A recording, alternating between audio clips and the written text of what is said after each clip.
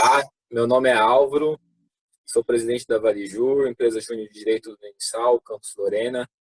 Cumprimento meus amigos da família Valijur, bem como o professor Chacon, que se prontificou hoje a estar vindo aqui passar um conteúdo relevante e atual que irá nortear os nossos próximos passos, as nossas atuações e os nossos serviços, tá certo? E cumprimento também todos os discentes que nos ouvem pelo YouTube, certamente serão agraciados aí com uma excelente capacitação oferecida aí pelo professor Chacon, tá certo? Passo a palavra para o professor Chacon fazer a introdução aí do nosso dia.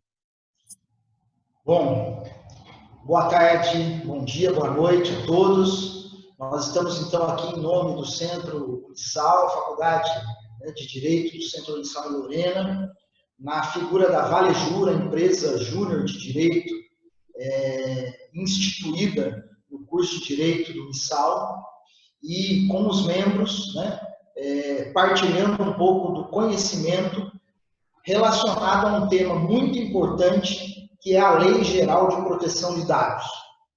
A Valijur está buscando, neste ato, capacitar os seus colaboradores aqui presentes, para que possam ajudar potenciais clientes nesse assunto, e tanto quanto a Valijur pretende disseminar o tema entre os queridos alunos do curso de Direito do Unisal Lorena.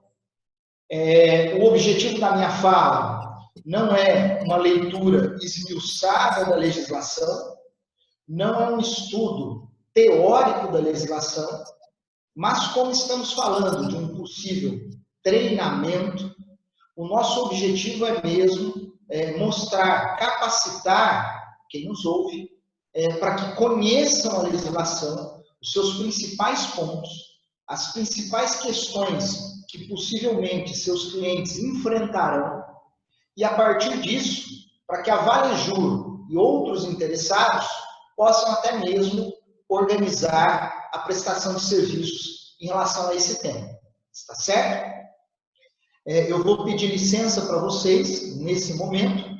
Eu vou projetar na tela um slide que produzimos especialmente para o encontro de hoje e daremos continuidade a essa capacitação usando a projeção desse slide. Está certo? Muito bem. Vejam vocês que o assunto, relacionado a essa nossa temática é a Lei Geral de Proteção de Dados. O assunto é relativamente novo no direito brasileiro, tem tomado as de modo muito assustador, a gente pode dizer assim, mas de fato eu começo dizendo duas coisas. A Lei Geral de Proteção de Dados entraria em vigor, em vigência efetiva, a partir de agosto desse ano, mas em virtude de todo o cenário da Covid-19, já há um projeto de lei aprovado no Senado que jogou essa data para 1º de janeiro de 2021. Pode parecer muito tempo, mas acreditem, na minha experiência como advogado, pouquíssimas empresas, mesmo antes do Covid-19, estavam preparadas para enfrentar essa novidade, agora ainda no ano de 2019. Está certo? E o outro ponto inicial é o seguinte: todas as empresas terão que cumprir essa legislação. Toda empresa que trata, e o verbo é tratar, no sentido de dar tratamento, toda empresa que dá tratamento aos dados pessoais de pessoas físicas deverá respeitar as regras desta lei. Como veremos, algumas empresas terão maior dificuldade, deverão gerenciar maior empenho nesse sentido. Outras empresas não. Basta que vocês entendam de antemão que, por exemplo, um hospital que possui dados dos seus pacientes, e são dados sensíveis, como a própria lei diz, em relação à saúde, à doença dos seus pacientes, terão mais trabalho para lidar com isso do que uma papelaria que, de repente, a única coisa que tem arquivado dos seus clientes é o endereço, o CPF ou o e-mail. Então, vejam que essa lei vale para todas as empresas, mas a sua aplicação efetiva vai demandar maior ou menor atenção, dependendo da atividade empresarial desenvolvida.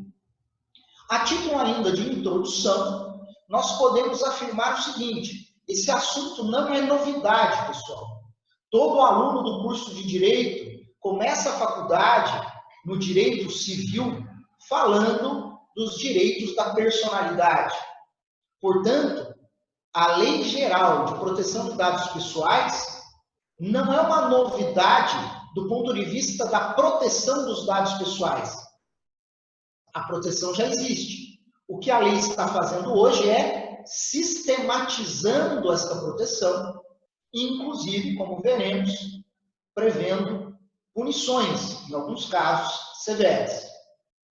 Podemos também, num segundo ponto introdutório, observar que a tecnologia muda o mundo. E muda no sentido presente, atual, hoje. Mudou ontem, muda hoje e mudará amanhã. Nós estamos, nesse momento, em razão da situação ocasionada pela Covid-19, nós estamos vivenciando um necessário avanço no uso da tecnologia, que é representado, inclusive, pelo próprio encontro de hoje. Talvez, se nada disso tivesse acontecido, nós estaríamos falando sobre esse assunto numa sala de aula da faculdade onde estudamos. A tecnologia é impactante e ela revela um cuidado ainda mais necessário, ainda mais impactante no uso dos dados pessoais. Portanto, na medida em que a tecnologia permite coletar mais dados, filtrar os dados, armazenar os dados, utilizar esses dados de modo a entender os seus gostos, saber onde você para o carro, onde você fez a sua última compra, saber se você está dentro de um shopping center, parado na frente de uma loja ou não, quanto tempo você ficou parado na frente da loja de roupas. Enfim, são exemplos simples e nós sabemos o quanto a tecnologia é impactante no dia de hoje. Precisamos controlar esse avanço tecnológico e, num cenário positivista que vivemos, é preciso que uma lei venha à tona controlar tudo isso. Nós sabemos já que Estados Unidos e Europa possuem legislações próprias, as quais, inclusive, serviram de exemplo para que nós pudéssemos construir a chamada LGPD no Brasil. Também devo destacar, em caráter introdutório, que nem sempre as pessoas observam que existem riscos grandes, perigosos demais no uso da informação tecnológica baseada em dados pessoais. Um exemplo que eu costumo dizer, e que li num livro sobre o assunto, é o seguinte: imagine uma clínica de exames médicos. Aquelas clínicas que fazem exames laboratoriais de sangue, de pressão e etc. Imagine que você, como cliente, consumidor daquele serviço, faz o seu cadastro. Inclusive, recebe por e-mail o seu laudo, não é verdade? Você deixa lá os dados pessoais completos. Nome, às vezes filiação, CPF, endereço, data de nascimento. E aquele software, aquele programa daquela clínica, daquele laboratório, vai armazenando todas as suas informações durante anos, se você sempre for ao mesmo lugar, inclusive. Um dia, pode ser que aquele banco de dados daquela clínica, de alguma forma, chegue nas mãos de uma companhia de seguro, uma seguradora, que possa negar para alguém o pagamento de uma indenização por seguro de vida ou qualquer outra coisa, dizendo: você escondeu uma doença. Mas como você sabe que eu escondi? É possível que ele tenha obtido essa informação, mesmo que de maneira escusa, através do furto dos dados pessoais, por hackers, por exemplo, ou mesmo comprando no mercado negro dados pessoais dessa natureza. Enfim, são muitas preocupações que não estão somente no uso do seu e-mail, do seu CPF. Veja você que até mesmo questões de saúde podem trazer uma preocupação grande com esse tema. Está certo? Eu nem vou entrar num tópico aqui, que valeria a pena uma discussão à parte, que é a questão das fotografias de crianças, problemas de pedofilia e todo o cenário, né, da internet obscura que sabemos existir, né, e que pode trafegar dados livremente. E, por fim, o que vem a ser a LGPD? É o quarto tópico da introdução. O objetivo é termos regras eficientes, porque as regras da Constituição Federal, do Código Civil e, eventualmente, de uma ou outra legislação esparsa, não são suficientes para regulamentar e tornar efetiva a proteção dos direitos da personalidade no que tange aos usos, né, ou ao uso dos dados pessoais. Está bem? Feita essa introdução, eu gostaria de chamar a atenção, né, o caminho que nós percorreremos hoje. Então, eu vou falar conceitualmente sobre o que é a LGPD, vamos falar do impacto que ela pode trazer numa empresa, lembrando que o objetivo aqui é mais prático do que teórico, está bem? Já que é uma capacitação para, né, os diretores aí da Valejur, ok? Vamos falar um pouco sobre como criar uma política de integridade e vamos encerrar com algumas observações, certo? Então, o primeiro passo é tentarmos entender, agora de uma maneira mais cautelosa, o que é esta legislação. Então, Lei Geral de Proteção de Dados Pessoais. Quando eu tenho uma lei geral, ela funciona como um guarda-chuva. Ela está apoiando, fortalecendo todas as demais legislações que, direta ou indiretamente, tratam daquele mesmo tema. A LGPD, em específico, ela visa, de uma maneira bastante clara, criar regras para as empresas que tratam os dados pessoais. Vejam vocês que nós colocamos aí na apresentação as empresas que, de alguma forma, coletam, utilizam, armazenam ou compartilham dados pessoais. E esses verbos, coletar, utilizar, etc., são meramente exemplificativos. Qualquer que seja a empresa, se em algum momento ela recebe, vê, enxerga, utiliza, repassa dados pessoais, ela precisa cumprir com as normas da LGPD. Isso impacta numa empresa, preste atenção, não somente os seus usuários, os seus consumidores. Porque toda empresa tem funcionários e ela também cuida dos dados pessoais dos seus funcionários, por exemplo. O funcionário tem um filho, esse filho está cadastrado na empresa, no RH, para fins, por exemplo, de plano de saúde. Ou seja, a preocupação é não só com os clientes, consumidores, mas também até mesmo com os funcionários. O objetivo, então, é a proteção desses dados pessoais para que não sejam utilizados indevidamente, sobretudo evitando o mau uso e o potencial dano que isso possa ocasionar às pessoas. Está certo? Dois são os tópicos que chamam a atenção na legislação. O primeiro deles é o conceito, então, de dado pessoal. Para efeitos desta lei, são dados que vinculam pessoas físicas, está certo? O objetivo aqui é a proteção de dados de pessoas físicas, e seria toda e qualquer informação que permita identificar ou tornar identificável uma pessoa. Porque, veja, eu posso lhe dar um número aqui, 25, 165 e paraná. É o meu RG. Ele é um dado pessoal? Sim, Porque mesmo que isoladamente, mesmo que ele não venha acompanhado do meu nome, com aquele número é possível você chegar ao meu nome. Então ele permite a identificação. Para nós que somos alunos de uma instituição de ensino, não tem lá o registro acadêmico para todas as escolas? Então, o RA é um dado pessoal. Não identifica de imediato, mas permite a identificação. E a lei vai dividir esses dados em dados sensíveis e dados não sensíveis. E vai dar maior ou menor proteção de acordo com esta classificação.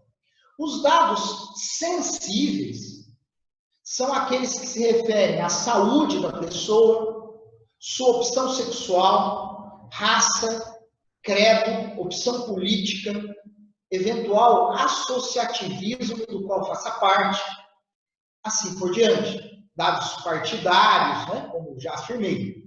E os dados não sensíveis são aqueles genéricos para todos nós, como nome, filiação, data de nascimento, cidade onde nasceu, número dos documentos pessoais, etc.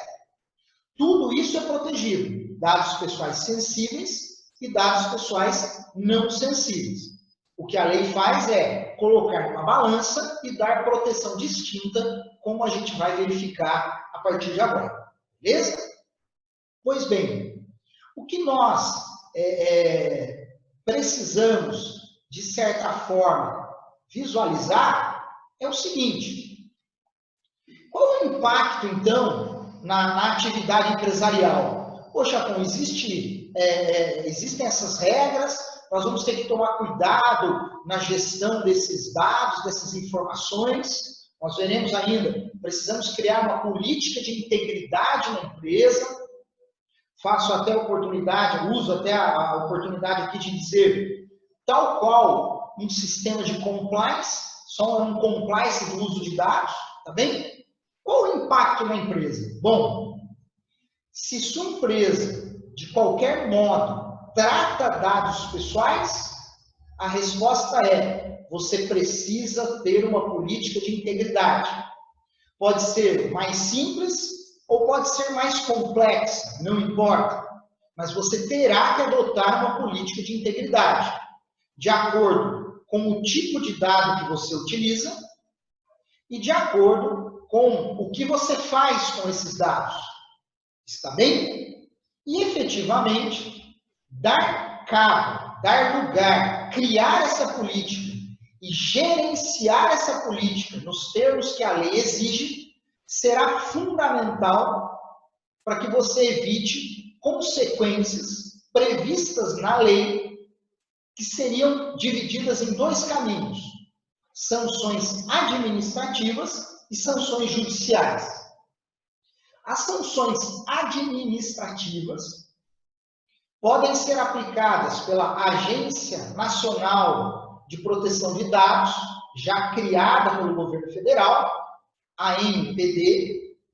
Essa Agência Nacional de Proteção dos Dados Pessoais, ela pode aplicar sanções que vão da advertência à multa, sendo que a lei prevê que a multa pode chegar a 2% do faturamento bruto da empresa.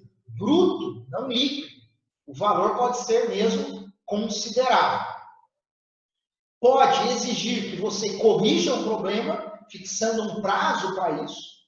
Pode aplicar uma multa diária enquanto perdurar o problema. Então, suponha que a empresa deixe o seu site exposto, as pessoas conseguem acessar dados pessoais dos outros no site. Enquanto você não corrige o problema, R$5.000, hipoteticamente, de multa diária até que você corrija o problema. E, talvez, a pior das penalidades, eu como advogado tenho dito isso, que é o quê? Exigir que a empresa dê publicidade à sua falha, que reconheça perante os seus clientes que falhou, reconheça que exibiu os dados, que permitiu que os dados fossem exibidos. E daí, pessoal, dar publicidade significa efetivamente o quê? dizer para o seu cliente, para o seu consumidor, para o público em geral: eu errei e eu expus os seus dados. Isso pode ferir bastante, né? Não, diríamos, né? Toda a confiança que é depositada nessa empresa. Muito mais do que pagar uma multa financeiramente considerável, para alguns negócios, a imagem e a confiança do público pode ser mesmo muito significativa. Porém, além das sanções administrativas, os órgãos que podem promover proteção de interesses públicos, difusos, coletivos, como o PROCON, as associações de defesa do consumidor e o próprio Ministério Público, podem adotar medidas judiciais contra a empresa, independentes das sanções administrativas. Sendo certo que, ainda, o titular do dado pessoal, que foi vítima dessa violação, pode também ingressar com uma ação judicial, seja para exigir danos materiais, seja para exigir danos morais da empresa que violou os dados. Vejam, então, que as consequências que podem advir do não respeito à legislação em comento são muito drásticas. E eu também, como advogado, tenho dito, e nesta formação divido com vocês, tenho dito que me preocupo mais com o segundo grupo de sanções do que com o primeiro, porque o titular do dado, pessoa física, vai contratar um advogado que não vai querer saber o que está acontecendo. Se provou que o dado foi violado, vai entrar com uma ação na justiça. Aqui no estado de São Paulo, nos arredores aqui da comarca, onde a nossa instituição de ensino está instalada, o valor para uma indenização desse tipo deve estar aí em torno, mínimo, de 3, 5 mil reais. Se a empresa expor os dados de 10 pessoas, você imagina o tamanho da brincadeira, me perdoem a piada, que isso pode trazer à tona. Mas vejam, este é o argumento mais importante para tornar relevante a criação de uma política de integridade. Está certo? Bom, alguns comentários ainda baseados no texto da lei que eu entendo essenciais para a formação sobre a LGPD. A responsabilidade pelo uso dos dados é objetiva. Voltando então ao direito civil, o Código Civil, artigo 927, ou então aos artigos do Código de Defesa do Consumidor, você que está me ouvindo já entendeu bem. Não é preciso provar a culpa da empresa. Ela responde independentemente de culpa. Basta provar que houve violação ou mau uso dos dados pessoais, que desde este momento, independente de culpa, surja o dever de responder por tudo isso, tanto na esfera administrativa quanto na esfera judicial. Outra questão relevante que mostra como as empresas precisarão de organização é que o titular dos dados, a partir da vigência da lei, poderá, através de simples requerimento, solicitar várias coisas para a empresa. E eu fiz uma lista também nesse slide para vocês, para mostrar esse contexto, né? Indicando ali, né? Que simples requerimento, o que significa isso? Não vai poder colocar dificuldade para o cliente. Tem que ser um 0800, um telefone onde as pessoas atendam, um e-mail específico para esse assunto, está certo? De repente, uma plataforma de acesso para a pessoa entrar lá, ou seja, facilitar o requerimento. E não precisa ser um requerimento fundamentado juridicamente, não, tem que ser simples. E o que o titular dos dados pode pedir para a empresa? Confirmação do uso.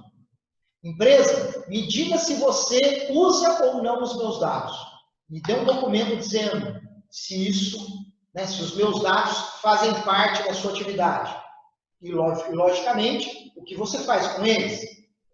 Eu posso solicitar acesso aos meus dados. Eu quero ver o que você tem cadastrado, arquivado. eu posso pedir a correção ou a revisão dos dados. De repente, o meu nome está com algum equívoco, o CPF de outra pessoa pode ser ali apresentado com equívoco também, e assim por diante. Então, nós podemos, a partir disso, avaliar que o titular pode ver e pedir que coisas sejam feitas com seus dados. Ele pode pedir a anonimização, um termo novo na lei, que é o quê? Permitir que aqueles dados sejam anonimizados, sobretudo para institutos de pesquisa, para fins de marketing, para dizer assim, pode ficar com as minhas preferências de compra, mas eu não quero que conste o meu nome no banco de dados. Ou seja, as preferências sem o meu nome não permitem a identificação. Por isso, a anonimização. Mas o titular pode também solicitar o bloqueio do uso de dados, a eliminação do uso de dados, salvo se a empresa precisa reter aqueles dados para exercer direitos legítimos seus. Se a empresa precisa ter os dados, por exemplo, para entrar na justiça e cobrar desse titular cliente dívidas que ele tem com a empresa. Então, ele não pode pedir para eu apagar dados que eu preciso utilizar enquanto empresa contra o próprio titular, está certo? Mas se a empresa não tem necessidade de manter aqueles dados, o titular pode pedir, inclusive, a eliminação desses dados. Posso solicitar que esses dados sejam compartilhados, posso solicitar que esses dados sofram portabilidade. Isso já é muito comum como o número do nosso telefone, na verdade, pessoal. Por quê? Eu estou numa empresa, por exemplo, na Vivo, quero ir para a Claro e eu peço a portabilidade do meu número, tudo bem? Eu poderia fazer portabilidade de dados pessoais e posso solicitar isso enquanto titular. E também, né, posso revogar, através de simples requerimento, eventualmente, um consentimento que eu tenha dado, para o uso dos meus dados pessoais. Está bem? Bem, pessoal, então, o que a gente precisa enxergar nessa legislação é que ela também exige que toda empresa possua 3 figuras denominadas dentro do seu programa de integridade. Nós temos, segundo a própria lei indica, a figura do controlador, que está no ápice dessa pirâmide que a gente está mostrando para você, a figura do encarregado dos dados pessoais, que está na base, e a figura do operador dos dados pessoais. A própria lei dá o conceito dessas figuras, mas é simples para que a gente possa entender do ponto de vista prático. Veja só.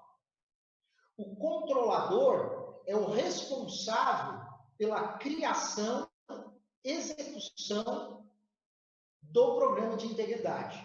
Ele é o controller, ele é o que verifica se a coisa está funcionando e ele é o responsável, pessoalmente, inclusive, se der algum problema.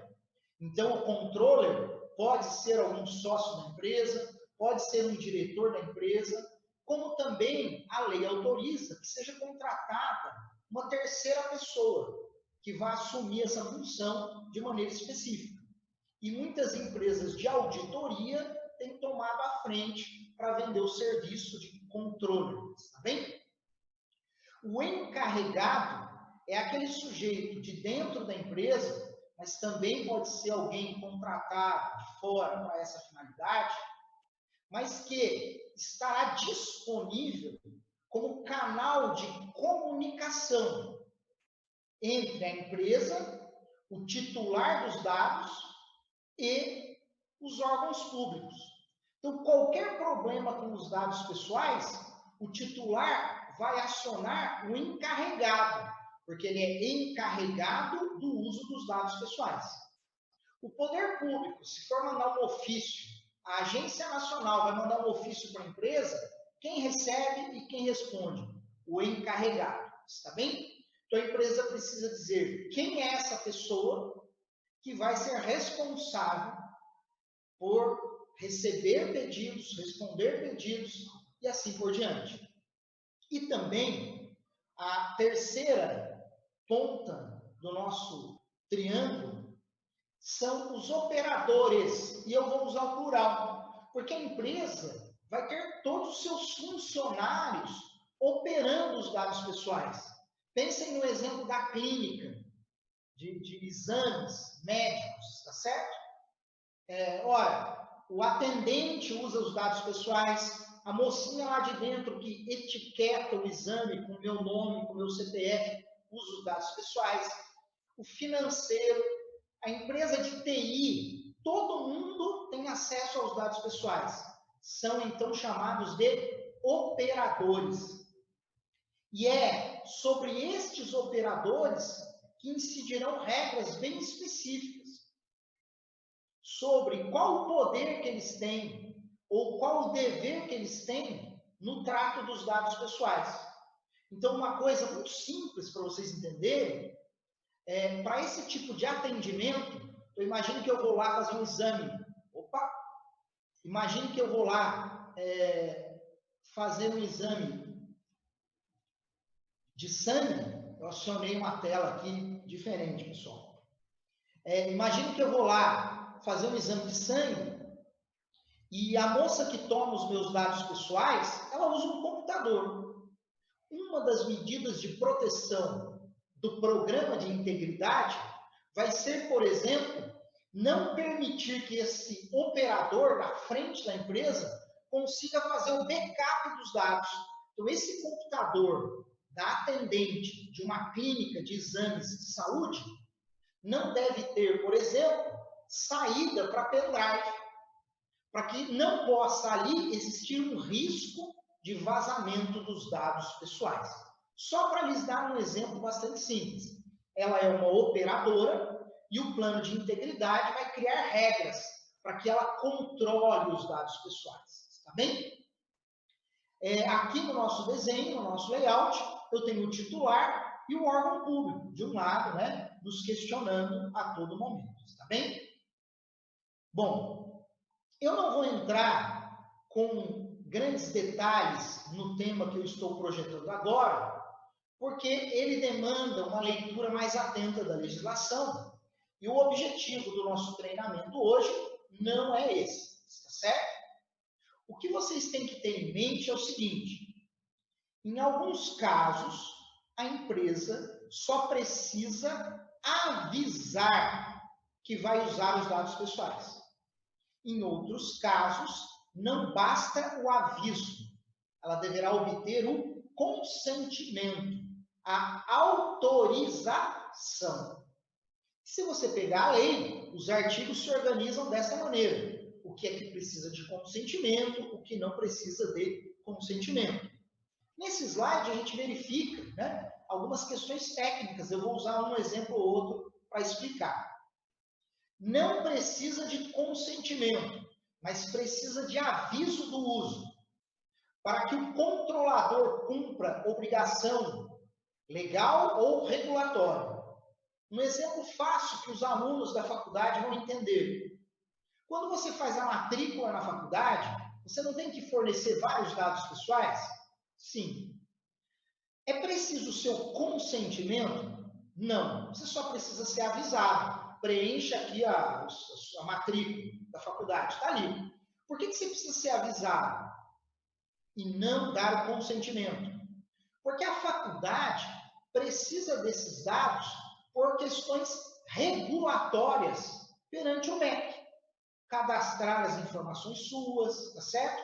Futuramente para fins de formatura, colação de grau. Ou seja, esses dados que você entrega para a instituição servem para ela dar cabo ao direito regulatório da sua própria atividade. Então, nesse caso, é um exemplo em que basta avisar o titular sem a necessidade do seu consentimento. Também, né, seguindo a nossa lista aí, para a execução de contrato do qual seja parte o titular, Ora, se eu vou abrir uma conta corrente num banco, existem dados necessários para a abertura da conta corrente. Para que o contrato de abertura de conta corrente seja procedido, o banco precisa coletar tais informações. Não precisa do meu consentimento, portanto, apenas do meu aviso. Para exercício regular de direitos do controlador, então aquelas informações que o controlador precisa coletar para, se o caso, ele usar as informações contra o titular, exercer os seus direitos. E já que estamos todos no ambiente universitário, para esse evento, entendam, a faculdade precisa ter os dados para que, se o aluno não paga a mensalidade, a faculdade possa entrar na justiça e exercer os seus direitos, está certo? Eu posso coletar os dados apenas avisando, sem consentimento, se o objetivo é proteger a saúde e a vida do titular. Nós, no escritório, divulgamos para muitas instituições de ensino. Então, quando a criançada vai se matricular, no ensino fundamental, por exemplo, preenche-se uma ficha médica. Qual o objetivo disso? Ora, é saber que se a criança cair lá no pátio e sofrer um acidente, eu vou proteger ela ligando para o plano de saúde, para o hospital, para os pais, seja lá como for. Está bem? Então, às vezes, eu coleto os dados com essa finalidade. Eu preciso avisar, mas não preciso de consentimento. Ou então, para atender o que a lei chama de interesses legítimos do controlador. Significa o que na prática? Ora, suponha que você abriu uma conta no Instagram no seu celular, certo? Você quer que o Instagram lhe entregue as melhores coisas, aquilo que é do seu gosto, não é verdade? Você não quer publicidade do Palmeiras se você torce para o Corinthians. Então, para que o Instagram, enquanto empresa, possa atender aos legítimos interesses dele, Instagram, fornecendo a você somente o que você gosta de ver ali, ele precisa coletar alguns dados das suas preferências, da sua localização, e fazendo isso, ele está também trabalhando com essas informações para boa produção da sua própria atividade. Está certo? Nos demais casos, via de regra, e é o que eu peço que vocês consultem na legislação, será necessário o consentimento. Então, entendam, como último item aqui, ou eu coleto os dados para uma destas 5 hipóteses, e preciso apenas de aviso, ou se eu coleto os dados e não se encaixa em uma dessas hipóteses, eu preciso de consentimento. E na dúvida, por segurança, prevenção, é melhor obter o consentimento. Está certo? Bom, seguindo algumas informações relevantes da lei, veja vocês que a gente fala aqui de 3 outros tópicos a considerar. Dados anteriores, olha só isso. A lei abrange o tratamento de dados coletados após a sua vigência, mas também coletados e utilizados antes da vigência. Dados pessoais de menor de idade, visando a proteção destes que merecem uma proteção especial, abre aspas, no ECA, melhor interesse da criança e do adolescente, dados de menor de idade precisam de consentimento prévio. E também é necessário que a instituição divulgue como é que ela faz o uso dos dados de menores de idade. Uma política especial do uso dos menores de idade, está certo? Então, em se tratando de dados de menores de idade, consentimento é obrigatório. E além do consentimento, eu tenho que dar publicidade mais específica ao tratamento desses dados. Vou usar o meu site para fazer isso, por exemplo, tá bem? E os dados sensíveis exigem também, via de regra, sempre que o dado for sensível, consentimento. Com as exceções que estão indicadas aí com os números 1, 2 e 3 no slide projetado, que eles foram entregues, que eu já expliquei no slide anterior, vou dispensar aqui a explicação, tá bem? Em resumo, dados de menores de idade, sempre preciso de consentimento. Dados sensíveis, sempre preciso de consentimento, salvo se o uso for para uma dessas 3 hipóteses que estão na tela, beleza? São 3 itens importantes, destacados também a partir da leitura da legislação. Bacana. Vamos para a parte prática, e é bem curta, bem enxuta. É complexo organizar uma política de integridade? Ora, depende do tamanho da empresa. Depende também do tipo de dados que ela utiliza. E depende da sua estrutura. Se ela tem muitos computadores, poucos computadores.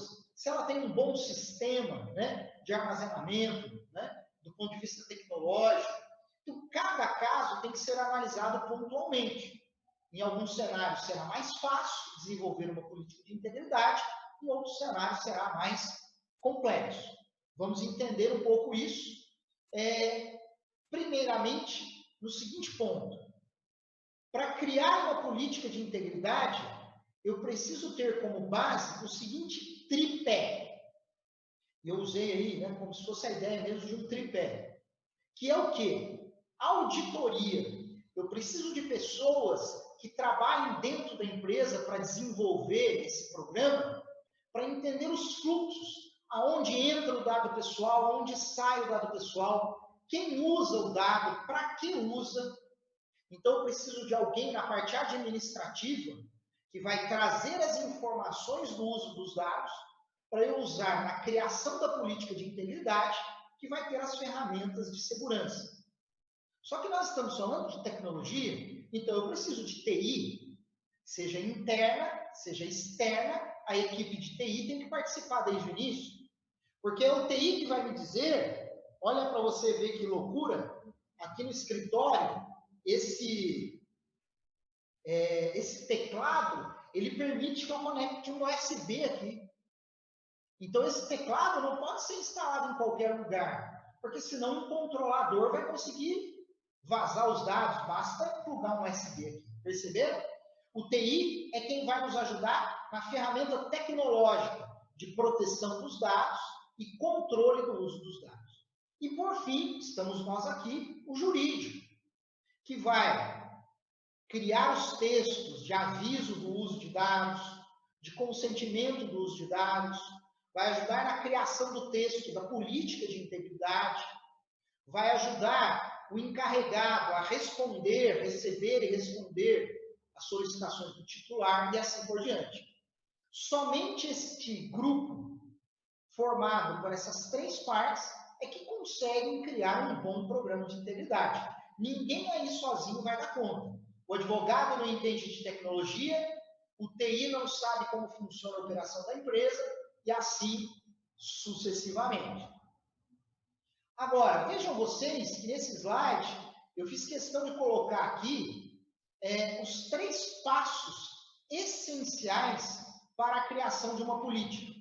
Então, eu vou reunir essa força de trabalho administrativo, TI e jurídico, vou reunir essa força de trabalho e o caminho para a criação é de 3 passos. Primeiro, diagnóstico inicial. Tira um retrato de como a empresa está. Então, eu vou saber quais os dados coletamos, para que coletamos, vamos classificar os dados, vamos entender se já existem ferramentas de proteção ou não. E, no geral, pessoal, o que a gente vai descobrir? Que é muito fácil coletar os dados indevidamente dos nossos clientes. Depois que eu fiz esse diagnóstico, a próxima etapa é criar um programa, né? Documentar essa intenção de proteger, dizer o que eu vou proteger e como eu vou proteger os dados pessoais. Então, eu vou definir a política, escolher um time de trabalho, criar o meu canal de comunicação, nomear, né, o controlador, o encarregado e os operadores. Eu vou entender como está essa pirâmide, né, na minha empresa, vou treinar as pessoas, vou estabelecer um cronograma de treinamento, vou dar publicidade a isso, para que o público em geral saiba o que eu estou fazendo, para que o público saiba como eu protejo os dados pessoais. E a lei exige uma coisa, que eu tenha um relatório do impacto do uso dos dados pessoais. E a TI é que vai me ajudar a fazer isso. Provavelmente a TI é que vai dar o caminho, porque isso tem que ser feito por um software, por uma planilha, porque o trabalho é gigantesco e algumas empresas já possuem softwares de gestão de dados, de informações que têm esses relatórios. Depois que eu criei o programa, eu vou partir para a terceira e última etapa, a implantação. Vamos pôr a coisa para funcionar. Vou aprovar o programa na empresa, então se eu tenho sócios, vou aprovar com sócios, vou pôr uma ata de reunião, vou treinar os funcionários efetivamente colher os dados deles, né? Vou envolver os terceiros, o que a gente chama de ecossistema.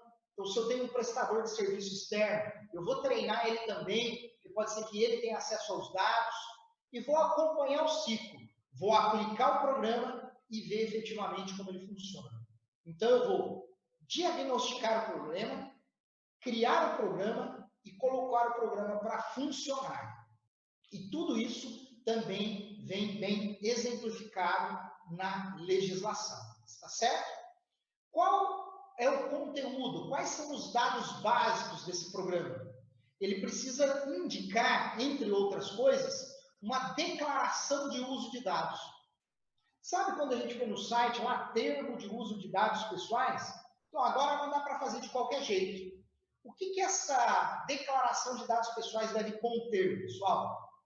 A quem se destina aquela declaração, quem deve ler aquilo, com quem entrar em contato para tirar suas dúvidas ou se tiver um problema, como a empresa coleta os dados, quais dados coleta, como ela utiliza o que ela coleta, quais são os interesses legítimos para o uso desses dados, como a empresa usa os dados para melhorar o serviço que ela presta para o próprio titular, como a empresa compartilha os dados, como ela protege, quais são os sistemas de proteção, qual o tempo de uso desses dados, se ela precisa armazenar por mais ou menos tempo, e os direitos que estão na legislação pelo uso de dados.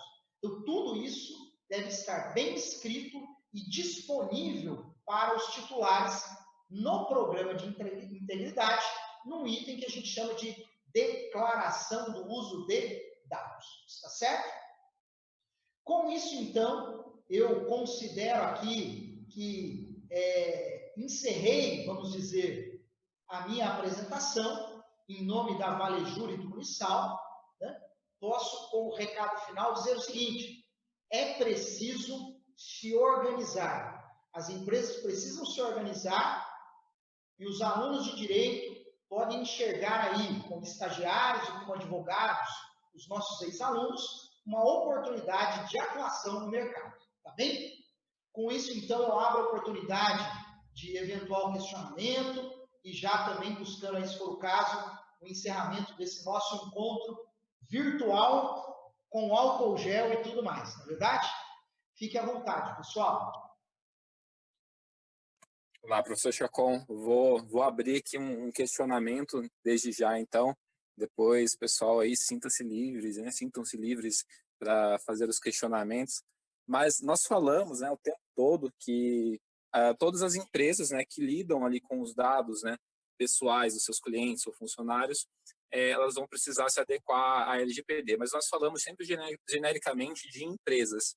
Isso se aplica, então, perfeitamente ainda a associações, fundações e o poder público. O poder público também, né, detém diversos dados, né, pessoais, né, ou melhor, quem mais, né, principalmente o poder público detém os dados pessoais das pessoas e ele precisaria se adequar, precisa ter essas políticas também? Sua pergunta é pertinente, Ana, e o que eu vou registrar aqui é o seguinte: aplica-se para qualquer tipo de pessoa jurídica. A verdade é essa. Porque o objetivo é proteger os dados pessoais. Portanto, se é uma associação ou fundação, perfeito, se aplica. E aos órgãos públicos, de uma maneira geral, também, mesmo que seja uma pessoa jurídica de direito público.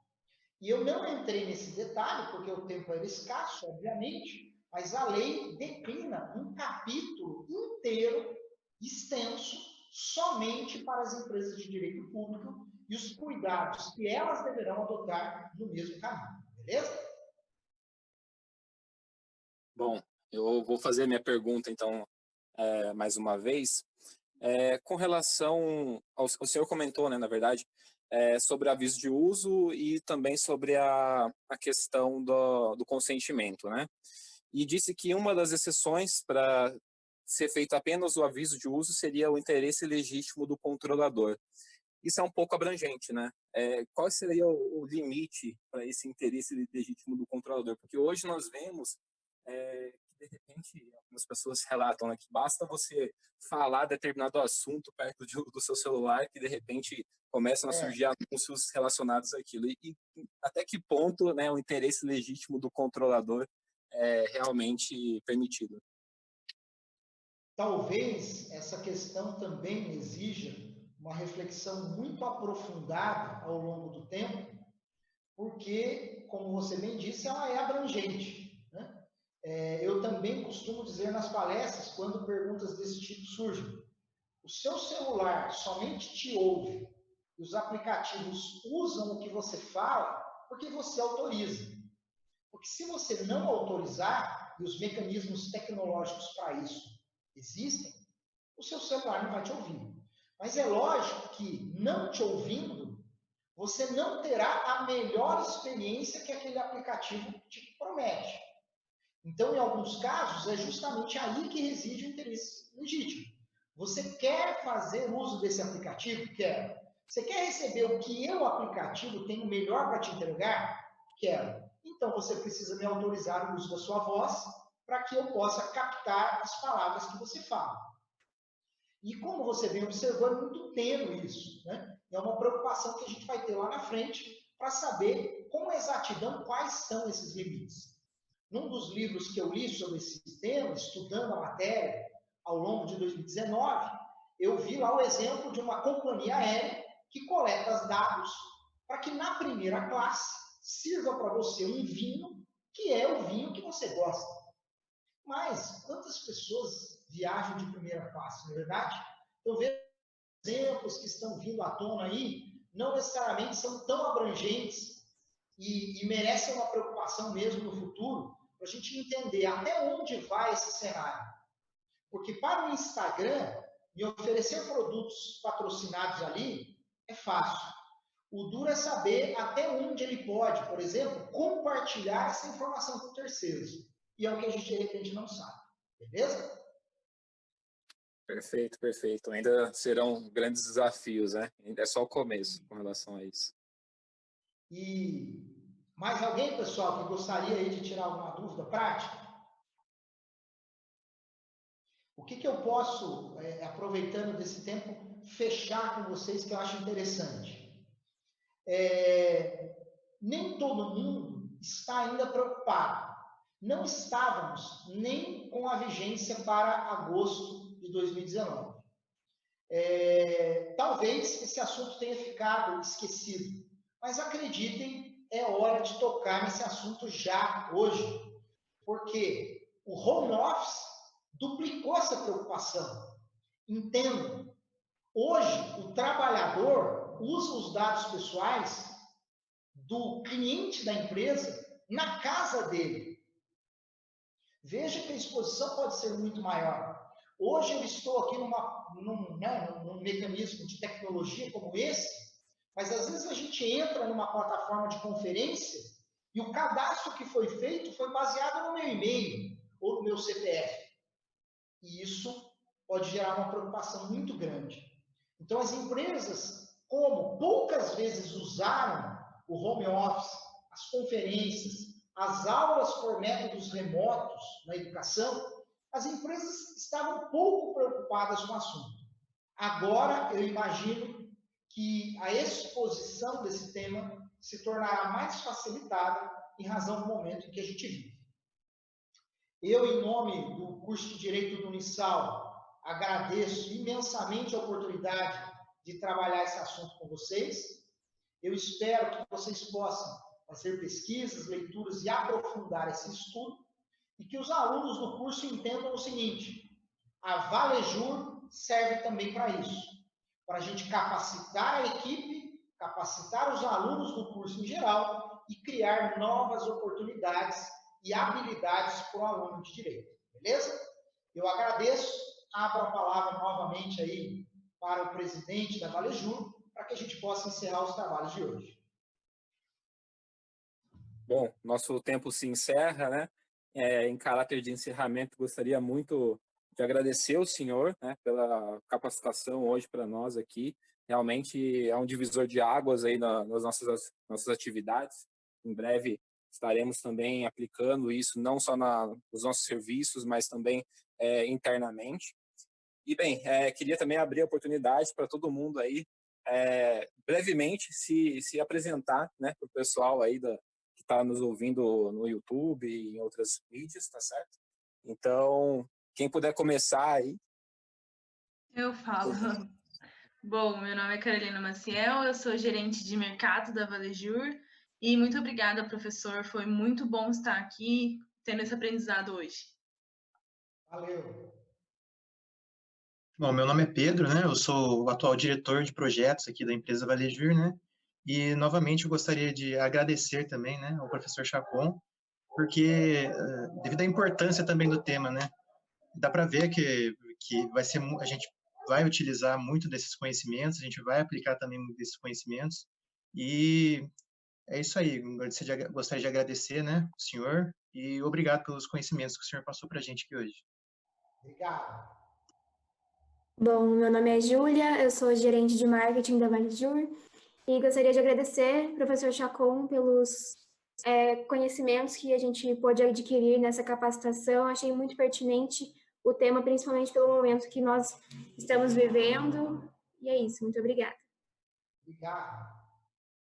Eu sou a Brenda Cristina, sou gerente de RH, de Recursos Humanos da Valejur, e eu também queria agradecer ao professor Chacon pela palestra. Valeu, obrigado. Bom, Kaique, então, gestor administrativo, não é isso, Álvaro? exatamente. Nosso diretor aí administrativo financeiro, né? Que corre atrás da nossa documentação, que administra tudo, todos os andamentos aí dentro da Valejur. Tá certo, galera? Bom, muito obrigado a todos. Nos encerramos aqui a nossa capacitação. Um grande abraço. Legal, pessoal. Fiquem bem. Um grande abraço para todos, tá bem? Obrigado.